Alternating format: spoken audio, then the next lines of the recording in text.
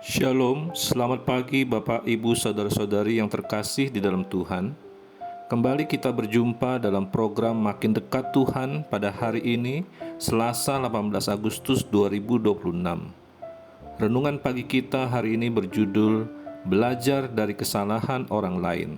Terambil dari Yeremia pasal 3 ayat 6-11 dan yang menjadi fokus perenungan kita pada ayatnya yang ke-8 yang berbunyi demikian. Dilihatnya bahwa oleh karena jinahnya, aku telah menceraikan Israel, perempuan murtad itu, dan memberikan kepadanya surat cerai. Namun Yehuda, saudaranya perempuan yang tidak setia itu tidak takut, melainkan ia juga pun pergi bersundal. Sebelum kita lebih jauh merenungkannya, mari kita minta pimpinan Tuhan dalam doa. Kita berdoa. Bapa kami yang di dalam surga, Allah kami yang penuh kasih, pada pagi hari ini kami datang kepadamu. Terima kasih untuk kesempatan yang Engkau berikan kepada kami untuk kembali merenungkan firman-Mu. Bukalah hati dan pikiran kami, supaya kami bukan hanya mendengar firman-Mu, tapi juga mau ditegur, dibentuk, dan diubahkan oleh firman-Mu. Tolong kami supaya kami dapat belajar dari kesalahan orang lain dan tidak mengulangi kesalahan yang sama dalam kehidupan kami. Berbicara pada kami secara pribadi, dalam nama Tuhan Yesus kami berdoa. Amin. Saudara yang terkasih, ada sebuah kebiasaan manusia yang menarik. Ketika melihat orang lain melakukan kesalahan, kita biasanya lebih cepat melihat daripada belajar. Kita melihat orang lain jatuh dalam dosa, lalu berkata, "Untung saya tidak seperti dia." Kita melihat seseorang mengalami kehancuran rumah tangga, lalu berpikir, "Itu karena dia tidak bijaksana." Kita melihat seseorang gagal dalam pekerjaan, keuangan, pelayanan, atau kehidupan rohaninya, lalu kita merasa tahu apa penyebabnya. Padahal Tuhan dapat memakai kesalahan orang lain bukan supaya kita berkata, "Untung itu bukan saya," tetapi supaya kita bertanya, "Tuhan, apa yang harus saya pelajari supaya saya tidak jatuh di tempat yang sama?"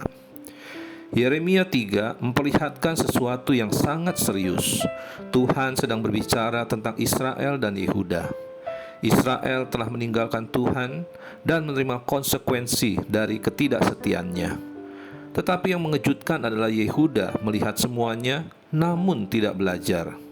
Dan disinilah kita menemukan 3 pelajaran penting pada pagi hari ini. Yang pertama, jangan hanya melihat kesalahan orang lain, belajarlah darinya.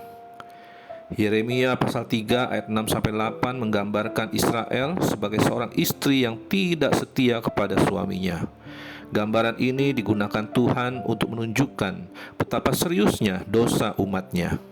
Israel telah berpaling dari Tuhan, mengikuti ilah-ilah lain, dan meninggalkan perjanjian dengan Allah.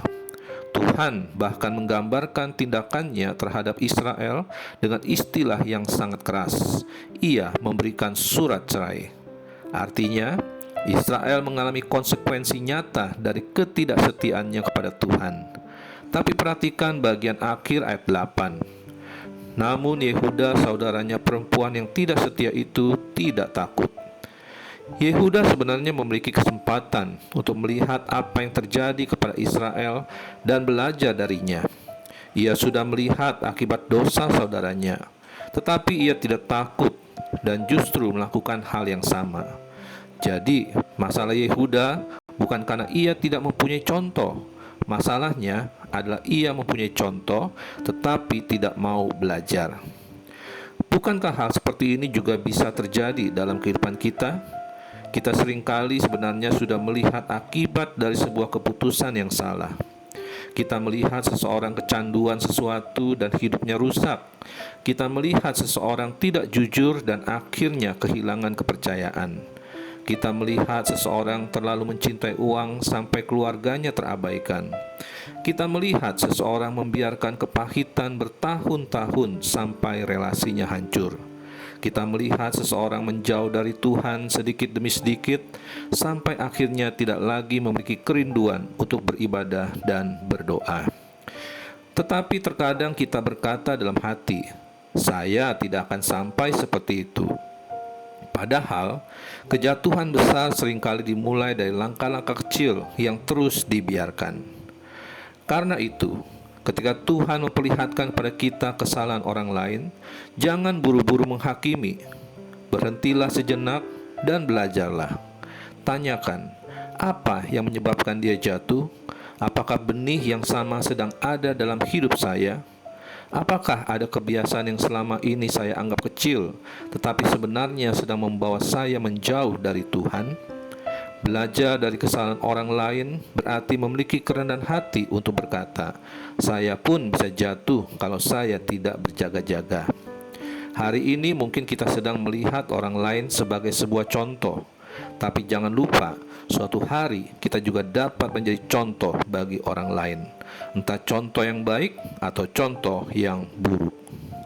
Maka pertanyaannya adalah, kesalahan apa yang pernah saya lihat terjadi pada orang lain, tetapi tanpa sadar sedang saya ulangi dalam kehidupan saya sendiri? Untuk itu, berdoalah secara pribadi pada Tuhan. Katakan, "Tuhan, berikan saya hati yang rendah hati. Ketika saya melihat kesalahan orang lain, jangan biarkan saya sibuk menghakimi. Tolong saya belajar supaya saya tidak jatuh pada kesalahan yang sama." Silakan saudara berdoa secara pribadi kepada Tuhan.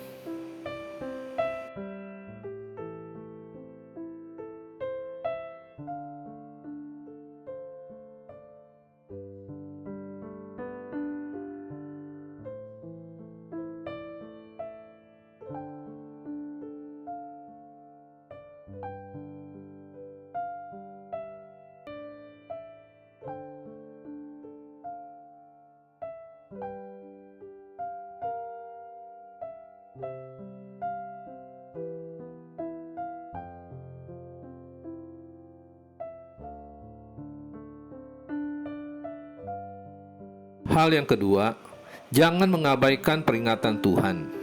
Ayat 9-10 menunjukkan bahwa masalah Yehuda bukan hanya karena ia melakukan dosa, tetapi karena pertobatannya tidak sungguh-sungguh. Yehuda memang memiliki kesempatan untuk melihat apa yang terjadi pada Israel. Bahkan secara lahiriah, Yehuda masih tampak memiliki hubungan dengan Tuhan. Tapi Tuhan berkata bahwa pertobatan Yehuda tidak dilakukan dengan segenap hati. Ini sangat penting. Seseorang dapat mengetahui bahwa sesuatu itu salah, dapat melihat akibatnya, bahkan dapat mengatakan bahwa ia menyesal, tetapi belum tentu benar-benar berubah. Tuhan tidak hanya melihat tindakan lahiriah, Tuhan melihat hati. Israel jatuh, Yehuda melihatnya. Israel menerima akibatnya, Yehuda menyaksikannya.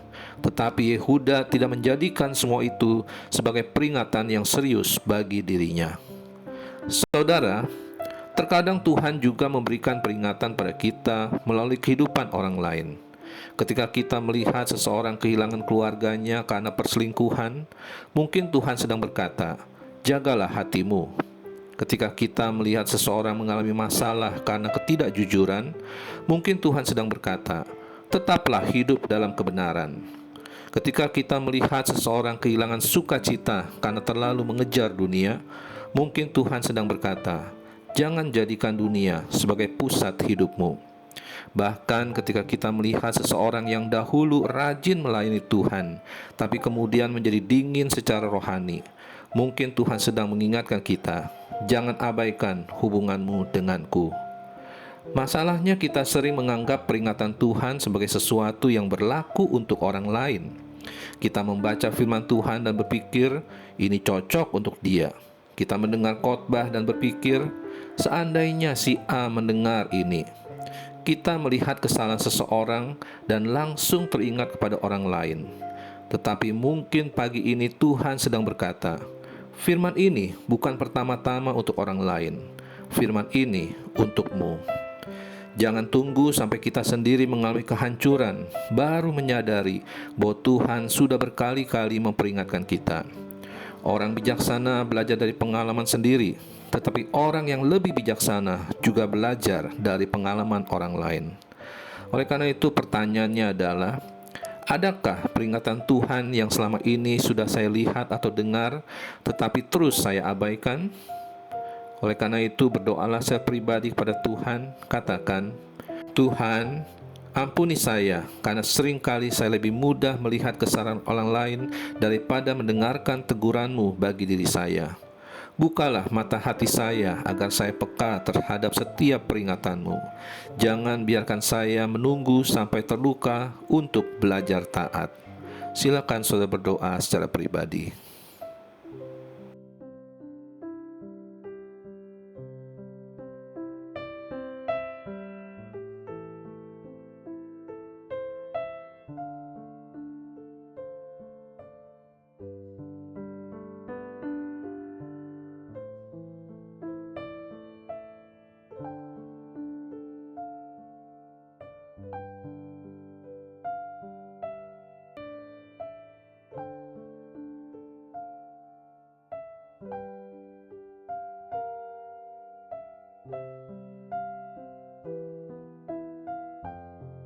Hal yang ketiga, ubah kesalahan orang lain menjadi pelajaran untuk hidup kita. Yeremia pasal 3 ayat 11 memberikan sebuah kontras yang sangat menarik. Dan Tuhan berfirman kepadaku, Israel yang murtad itu membuktikan dirinya lebih benar daripada Yehuda yang tidak setia. Mengapa? Karena Yehuda memiliki kesempatan untuk melihat apa yang terjadi pada Israel, tetapi tetap memilih jalan yang sama. Dengan kata lain, semakin banyak yang kita lihat dan ketahui, semakin besar pula tanggung jawab kita untuk belajar. Tuhan tidak memberikan pengalaman kepada kita hanya supaya kita memiliki pengetahuan. Tuhan ingin pengalaman itu menghasilkan perubahan hidup.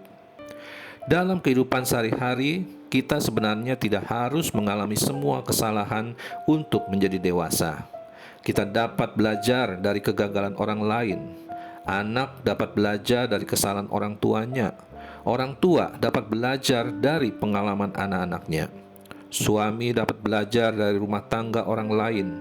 Istri dapat belajar dari pengalaman orang lain. Pemimpin dapat belajar dari kegagalan pemimpin sebelumnya. Jemaat dapat belajar dari gereja-gereja lain. Bahkan secara rohani, kita dapat belajar dari tokoh-tokoh Alkitab, dari keberhasilan mereka, tetapi juga dari kegagalan mereka. Daud mengingatkan kita tentang bahaya jatuh dalam dosa. Simson mengingatkan kita tentang bahaya bermain-main dengan godaan.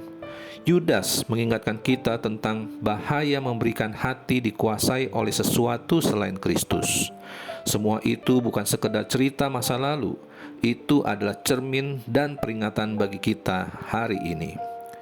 Karena itu, mulai hari ini mari kita memiliki kebiasaan baru. Ketika melihat seseorang gagal, jangan hanya berkata, "Kasihan dia." Tanyakan, apa yang Tuhan ingin ajarkan kepada saya? Ketika melihat seseorang jatuh, jangan hanya berkata, "Saya tidak akan seperti dia." Katakan, "Tuhan, jagalah supaya saya tidak jatuh." Dan ketika kita melihat seseorang mengalami konsekuensi dari pilihan yang salah, jangan gunakan itu sebagai alasan untuk menyombongkan diri, tetapi sebagai kesempatan untuk memeriksa hati. Sebab kita semua membutuhkan kasih karunia Tuhan. Tidak ada seorang pun yang terlalu kuat untuk jatuh, dan tidak ada seorang pun yang terlalu rohani sehingga tidak perlu berjaga-jaga. Maka pertanyaannya adalah, jika Tuhan memperlihatkan kesalahan orang lain sebagai sebuah cermin bagi saya, bagian hidup mana yang perlu segera saya perbaiki? Karena itu berdoalah secara pribadi kepada Tuhan, katakan, "Tuhan, jadikan setiap kesalahan yang saya lihat sebagai pelajaran yang mendewasakan saya. Jauhkan saya dari kesombongan dan sikap merasa lebih baik daripada orang lain.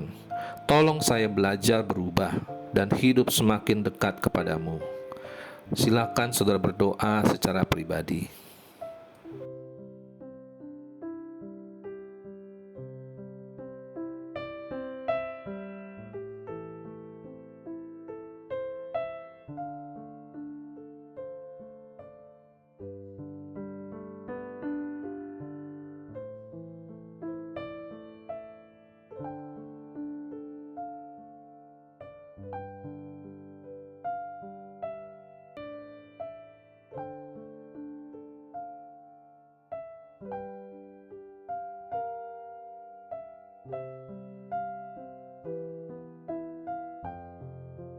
Saudara yang terkasih, pagi ini kita belajar satu hal sederhana tetapi sangat penting. Kesalahan orang lain dapat menjadi guru bagi kehidupan kita. Israel telah jatuh, Yehuda melihatnya, tapi Yehuda tidak belajar. Jangan sampai kita mengulangi kesalahan yang sama. Ketika melihat rumah tangga orang lain hancur, jagalah rumah tangga kita. Ketika melihat seseorang jatuh karena ketidakjujuran, jagalah integritas kita. Ketika melihat seseorang menjauh dari Tuhan, jagalah kehidupan doa dan firman kita. Ketika melihat seseorang dikuasai oleh dosa, periksalah hati kita sendiri. Dan ketika melihat seorang gagal, jangan pertama-tama bertanya, mengapa dia bisa begitu? Tapi tanyakanlah, Tuhan, apa yang hendak Engkau ajarkan kepada saya melalui semua ini? Sebab orang yang bijaksana tidak harus mengalami semua luka untuk belajar. Ia dapat belajar dari luka yang dialami orang lain.